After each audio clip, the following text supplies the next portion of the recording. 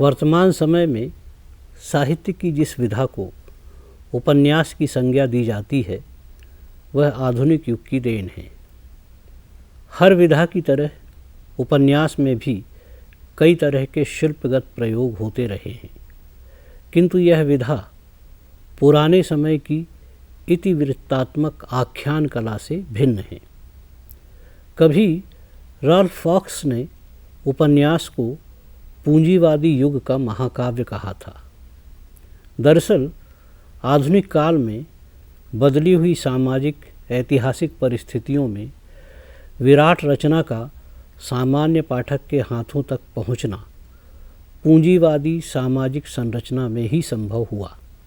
आधुनिक युग की संश्लिष्ट राजनीतिक सामाजिक परिस्थितियों और नवीन विचारों के उदय ने साहित्यिक विधाओं के स्वरूप को बदला। सामाजिक जीवन का यथार्थ कथा साहित्य की केंद्रीय वस्तु के रूप में स्थापित हुआ। उपन्यास विधा यूरोप की भाषाओं में पनपी और विकसित हुई। हिंदी में उपन्यास विधा बांग्ला साहित्य के प्रभाव से 20वीं सदी में प्रविष्ट हुई। स्वाभाविक है कि हिंदी भाषा क्षेत्र की आंचलिक बोलियों में उपन्यास लेखन उसके बाद हुआ। छत्तीसगढ़ी में उपन्यास विधा का आविर्भाव भी सामाजिक जीवन की उन हलचलों की पृष्ठभूमि में हुआ जो राष्ट्रीय परिदृश्य का हिस्सा थी। भारत की सभी भाषाओं पर 20वीं सदी की सामाजिक राजनैतिक हलचलों का गहरा प्रभाव पड़ा। पूंजीवादी साम्राज्यवाद ने सामंती ढांचे को तोड़ा और भारतीय उपमहाद्वीप को गुलामी की जंजीरों में जकड़ा। फलस्वरूप उसके विरोध में उभरने वाले स्वाधीनता आंदोलन ने नई राजनीतिक चेतना जागृत की। प्रजातांत्रिक सामाजिक संरचना के मूल सिद्धांत स्वतंत्रता, समता, बंधुता का स्वप्न जनमानस में अंकुरित हुआ। ब्रिटिश साम्राज्यवाद के विरोध में हुए आंदोलनों का प्रभाव छत्तीसगढ़ अंचल पर भी हुआ। राष्ट्रीय चेतना की चिंगारी का जन्म 1857 में ही हो चुका था। छत्तीसगढ़ के जनमानस में आज भी शहीद वीर नारायण सिंह के प्रति आदर और प्रेम है। महान शहीद छत्तीसगढ़ी अस्मिता के प्रतीक हैं, क्योंकि 1857 में कोमा खान के इस वीर व्यक्ति ने अंग्रेजी शासन से विद्रोह किया था। फलस्वरूप उसे फांसी की सजा दी गई थी।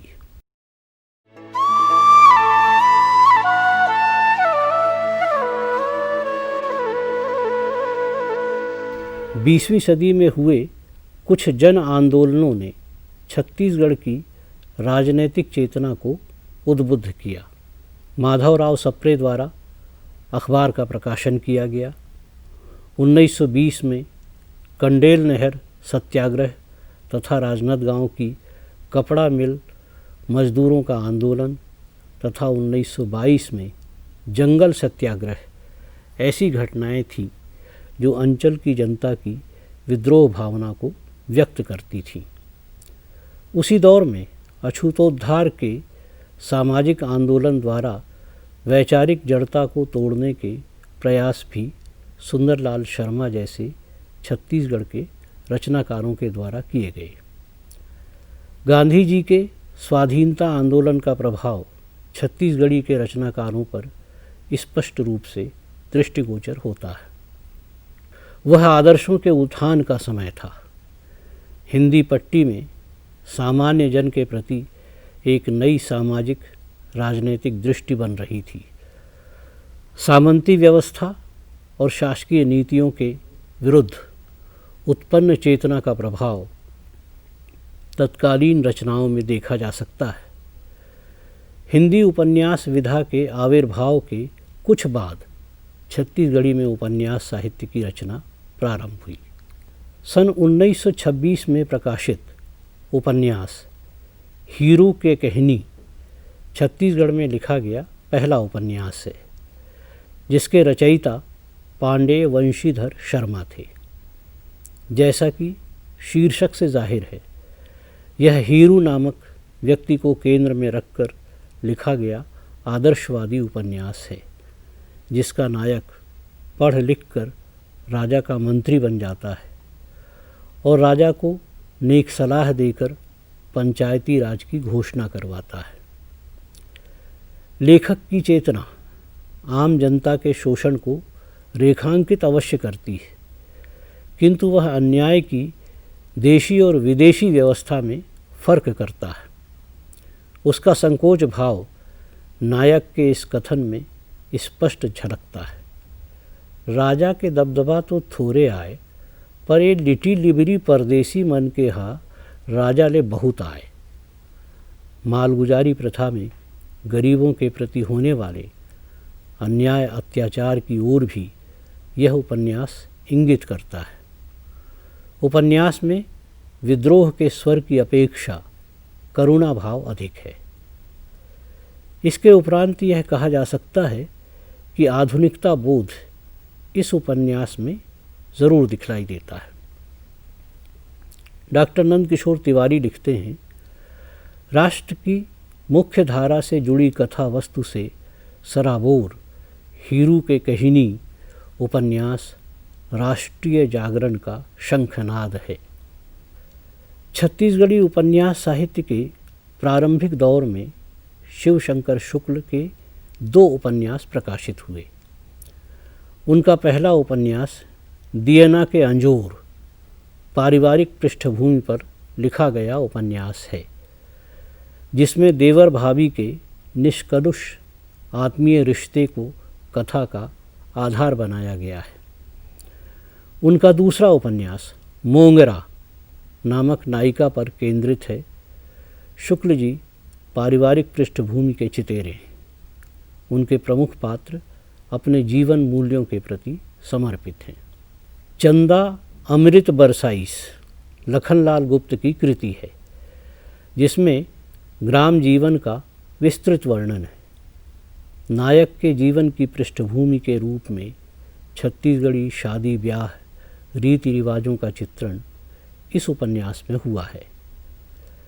यह उपन्यास भी सरल कथा वस्तु और आदर्शवादी मान्यताओं के आधार पर रूप विस्तार पाता है। छत्तीसगढ़ी के उपन्यासों में आदर्शवाद का प्रवाह एक लंबे समय तक बना रहा, बल्कि यह कहना अतिशयोक्ति नहीं होगी कि समकालीन रचना विधान में अभी भी वह स्वर अपनी प्रमुख भूमिका में होता है, जिसके कारण यथार्थवाद की भूमिका अभी भी तरल दिखलाई पड़ती है। ठाकुर हृदय सिंह चौहान का फुटहा करम शीर्षक उपन्यास विधवा नायिका राधा के जीवन पर आधारित है। विधवा विवाह का समर्थन इस उपन्यास में अवश्य है, किंतु वह किसी परिणति तक नहीं पहुंच पाता। ठाकुर मास्टर, जो उपन्यास का नायक है, विधवा राधा से प्रेम करता है और वह राधा के पिता के सामने विधवा विवाह की सामाजिक आवश्यकता बतलाकर विधवा राधा से विवाह करने की अनुमति मांगता है। राधा के पिता की स्वीकृति भी मिल जाती है, किंतु लेखक जैसे बीच का मार्ग निकालते हुए राधा की मृत्यु घटित करके मामला समेट लेता है।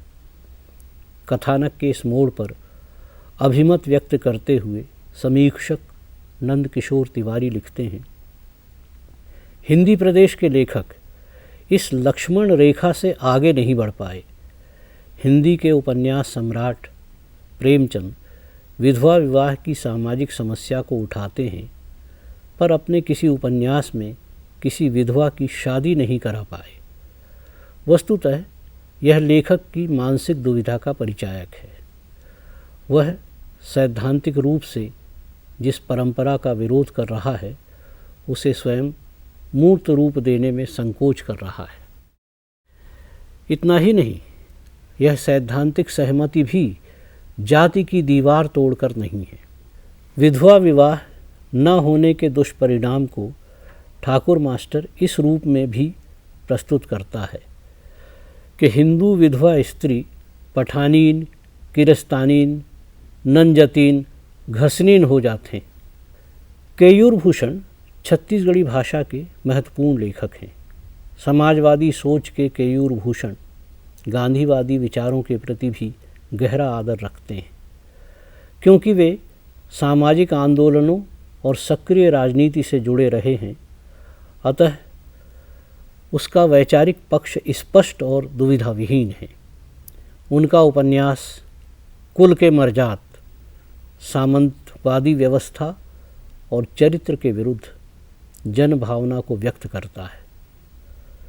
राजे महाराजे अपने कुल के गौरव और उसकी इज्जत तथा वंशगत रक्त शुद्धि का दावा करते रहे हैं, किंतु उसमें ढेर सी पोलें रही हैं।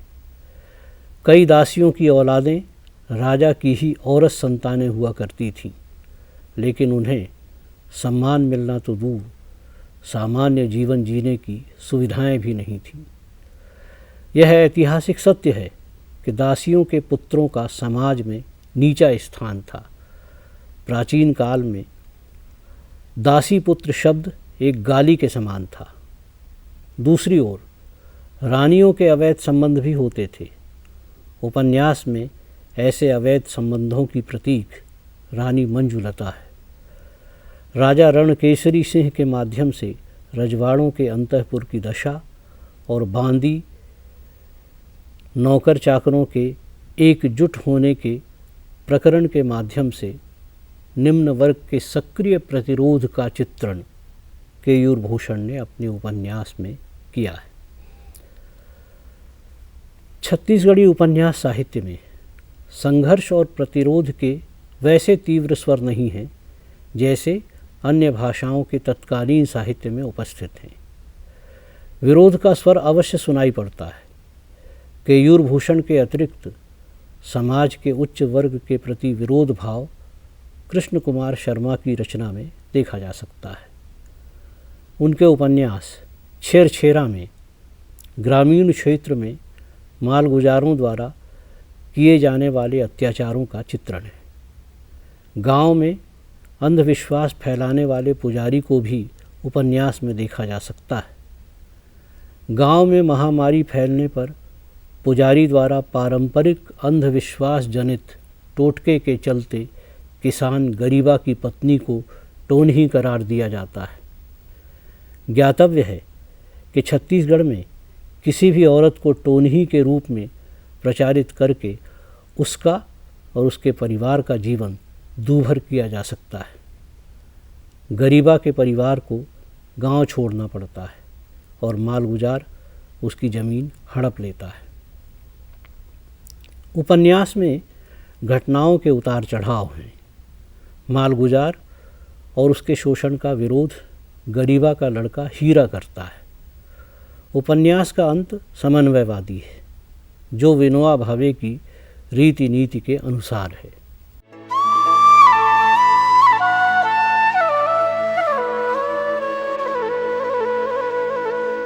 छत्तीसगढ़ी उपन्यासों की संख्या अधिक नहीं है।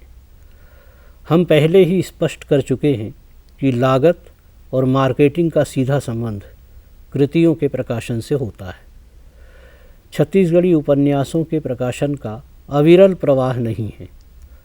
अतः प्रवृत्तियों के अनुसार उपन्यासों का वर्गीकरण न करते हुए हम कालक्रम को अपने अध्ययन का आधार बना रहे हैं।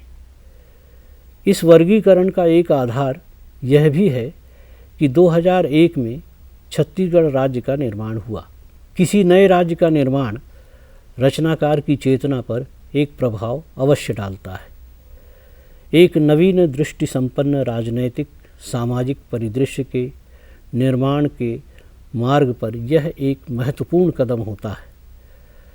यद्यपि किसी विधा के रचना विधान में एकाएक कोई प्रस्थान बिंदु नहीं माना जा सकता।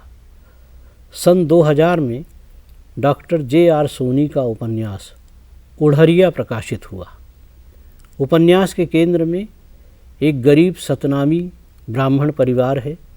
अपने जैसे ही कुलीन ब्राह्मण परिवार में जब उसकी लड़कियों की शादी नहीं होती तो परिवार की 2 लड़कियां आत्महत्या कर लेती, किंतु परिवार की अन्य लड़कियां जात पात की सीमाओं का अतिक्रमण करती हैं और एक लड़की सतनामी जाति के लड़के के साथ शादी करती है। पिता जमाने की इस रफ्तार और परिवर्तन के संकेत को स्वीकार करता है, किंतु आत्महत्या कर लेता है। उपन्यास के कथानक के इस अंत पर डॉक्टर नंदकिशोर तिवारी की टिप्पणी है, पर वही ढाक के 3 पात, स्वाति के पिता पंडित रामनाथ साहस के साथ समाज में फैले जात पात छुआछूत का विरोध कर स्वाति का सतनामी युवक से विवाह कर खुश होते हैं। उनके विरोध को उपन्यास में कायम नहीं रखा गया। परदेशी राम वर्मा छत्तीसगढ़ी और हिंदी दोनों ही भाषाओं में लिखने वाले प्रसिद्ध उपन्यासकार हैं। उनका उपन्यास छत्तीसगढ़ी उपन्यास साहित्य में यथार्थवादी स्वर का परिचायक है, किंतु सामाजिक यथार्थ की ओर बढ़ते हुए भी उनकी रचना पर भावुकता का एक आवरण निरंतर बना रहता है। उनके उपन्यास आवा के संदर्भ में यह तर्क अवश्य दिया जा सकता है कि उपन्यास की पृष्ठभूमि उस काल की है जब गांधी जी ने विदेशी वस्त्रों की होली जलाई थी और स्वाधीनता आंदोलन के अंतर्गत साक्षरता अभियान, नारी शिक्षा, छुआछूत निवारण जैसे रचनात्मक कार्यक्रमों को शामिल किया गया था। तत्कालीन सामाजिक आंदोलन का प्रभाव छत्तीसगढ़ अंचल पर भी पड़ा। सुंदरलाल शर्मा के नेतृत्व में कंडेल नहर आंदोलन हुआ और अछूतों का मंदिर प्रवेश हुआ। डॉक्टर खूबचंद बघेल ने जात पात के भेदभाव को दूर करने का सामाजिक आंदोलन चलाया। इस ऐतिहासिक पृष्ठभूमि पर लीम तुलसी गांव की हलचलों को केंद्र में रखकर परदेशी राम वर्मा ने सामाजिक विकास को प्रस्तुत करने की चेष्टा की है। गांधी के अनुयायी एक सवर्ण पात्र पंडित राघोराम इस उपन्यास के नायक हैं। उनके आसपास ग्रामीण पात्रों का एक समूह है जो सांस्कृतिक आयोजनों के माध्यम से ग्राम सुधार करने में सन्नद्ध है। ग्रामीण संरचना और मानव संबंधों को विस्तार से चित्रित करने में पटु लेखक आदर्शवादी थीम की सीमा में ही गैर बराबरी का जिक्र करते हुए अपने एक पात्र अंकलहा में वर्ग चेतना के संकेत देता है। इसके अतिरिक्त भूखनदाई के प्रकरण के माध्यम से नारी अस्मिता को रेखांकित करता है। छत्तीसगढ़ी भाषा के उपन्यास साहित्य में आधुनिक चेतना युक्त आवा उपन्यास महत्वपूर्ण है।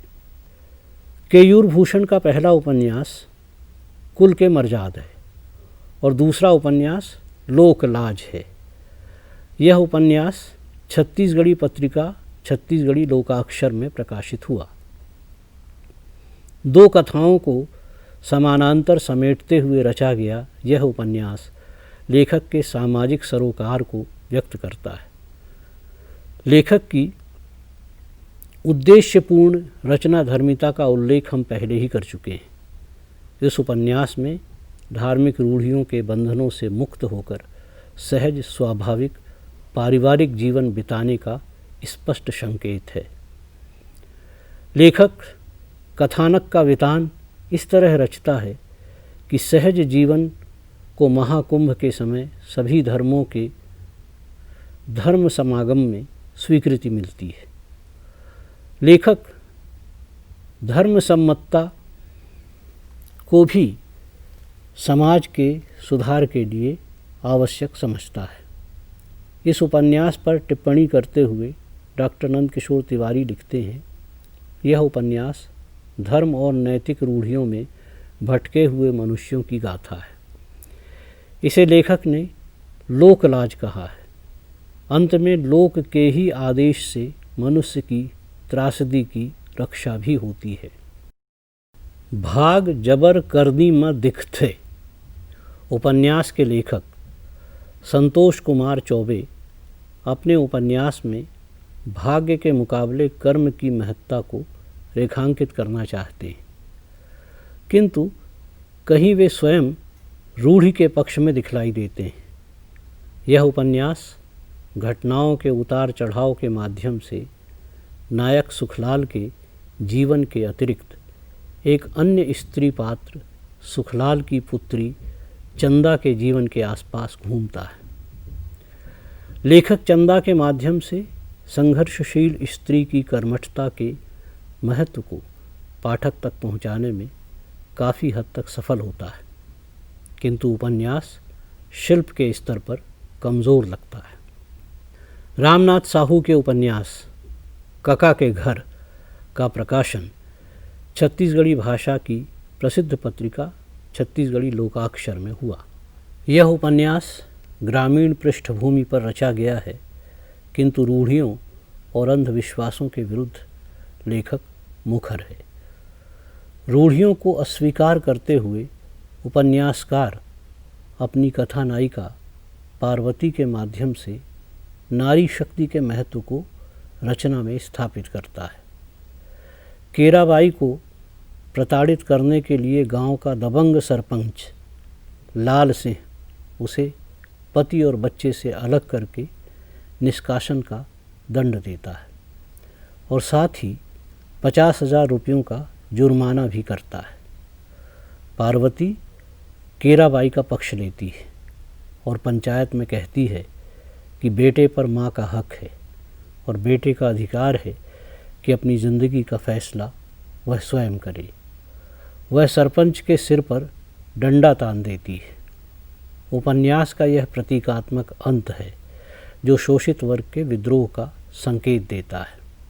केरवस सन 2013 में प्रकाशित छत्तीसगढ़ी उपन्यास है, जिसके लेखक कवि गीतकार मुकुंद कौशल हैं। केरवस का अर्थ है कालिख। उपन्यास के कथानक का केंद्र है अंजोरपुर, जो एक ऐसा गांव है जिसका नाम पहले अंधियारपुर हुआ करता था। जाहिर है कि यह गांव की अंधकार की कालिख को मिटाकर ज्ञान और तरक्की को अपना लेने के संघर्ष की कहानी है। छत्तीसगढ़ राज्य निर्मित होने के 2-3 दशक पूर्व की स्थितियों में जी रहे ग्राम अंधियारपुर में मालगुजार के शोषण के विरुद्ध उभरते जनाक्रोश की ओर यह उपन्यास संकेत करता है। ग्रामीण जीवन में उतरती आधुनिक चेतना को चित्रित करने का प्रयास लेखक ने किया है, किंतु उसका नज़रिया रूमानी है। उपन्यास के उत्तरार्ध में तीव्र गति से घटती घटनाओं के कारण रचना के शिल्प बंध में ढीलापन आया है। तुहर जाए ले गियाँ कामेश्वर पांडे का 2012 में प्रकाशित उपन्यास है। छत्तीसगढ़ के असिंचित क्षेत्र के छोटे किसानों और मज़दूरों को रोज़ी की तलाश में अपना गांव छोड़कर कमाने के लिए प्रतिवर्ष बाहर जाना पड़ता है। लेखक ने इसे छोटे छोटे 42 खंडों में बांटा है, जिसकी विशेष आवश्यकता नहीं थी। मज़दूरों के पलायन या अस्थायी विस्थापन की पीड़ा को एक बड़े कैनवास पर अंकित करने का यह प्रयास अवश्य है। वस्तुतः असंतुलित विकास और उपभोक्तावाद के चलते छत्तीसगढ़ के ग्रामीण क्षेत्रों की स्थिति देश के अन्य हिस्सों से भिन्न नहीं है। लेखक के शब्दों में गांव के हर साल कोरी खांड आदमी कमाए बर बाहर निकलते। यूपी, बिहार, दिल्ली, पंजाब, जम्मू कश्मीर, छत्तीसगढ़िया मजदूर मन कहाँ कहाँ नहीं भटकत हुई। गांव में बनी भूती के सांसत पेट हर भरे नहीं। बाहर में ज़्यादा मजदूरी के लालच 4-6 महीना के कमाई में घर के कतको काम हर सरट जाते। उपन्यास में ग्रामीण संरचना के इस आर्थिक पहलू को उभारा गया है। बाहर जाने वाले मजदूर दबंगों के अत्याचार और शोषण के शिकार होते हैं।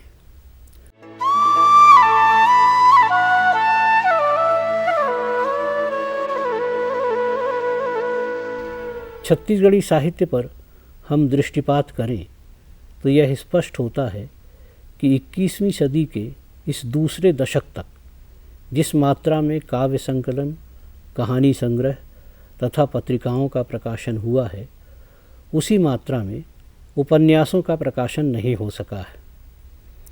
कुछ उपन्यास छत्तीसगढ़ी भाषा की पत्रिकाओं में धारावाहिक प्रकाशित हुए। वस्तुतः प्रकाशित कृति की बिक्री की संभावना का सीधा संबंध उसके प्रकाशन से होता है। छत्तीसगढ़ी भाषा का क्षेत्र सीमित है, अतः बाजार व्यापक नहीं है। यह भी दृष्टव्य है कि वर्तमान सामाजिक सांस्कृतिक परिस्थितियों में समग्र रूप से साहित्य के प्रति भारतीय समाज में उदासीनता बढ़ रही है। समग्र भारतीय भाषाओं के पाठकों की संख्या घट रही है। ऐसी परिस्थिति में आंचलिक भाषाओं के साहित्य के प्रकाशकों में उत्साह में कमी आना स्वाभाविक है। वे सरकारी खरीदी का मुँह ताकते हैं और यह कटु सत्य है कि उस योजना का वर्तमान और भविष्य संदिग्ध है। छत्तीसगढ़ी उपन्यास साहित्य की विषय वस्तु के संदर्भ में यह रेखांकित किया जा सकता है कि उसमें अभी विविधता का अभाव है। अधिकांश रचनाकार ग्रामीण पृष्ठभूमि पर आधारित मिलते जुलते प्रसंगों से अपनी कृति को निर्मित कर रहे हैं। अधिकांश लेखक छत्तीसगढ़ और उसकी संस्कृति के प्रति अपने प्रेम को व्यक्त करने के प्रयास में भावुकता को सामाजिक यथार्थ के ऊपर स्थान देते दिखलाई देते हैं। लेखकों की नई पीढ़ी अधिक सजगता का परिचय देते हुए संश्लिष्ट जीवन यथार्थ में प्रवेश करने का प्रयास कर रही है।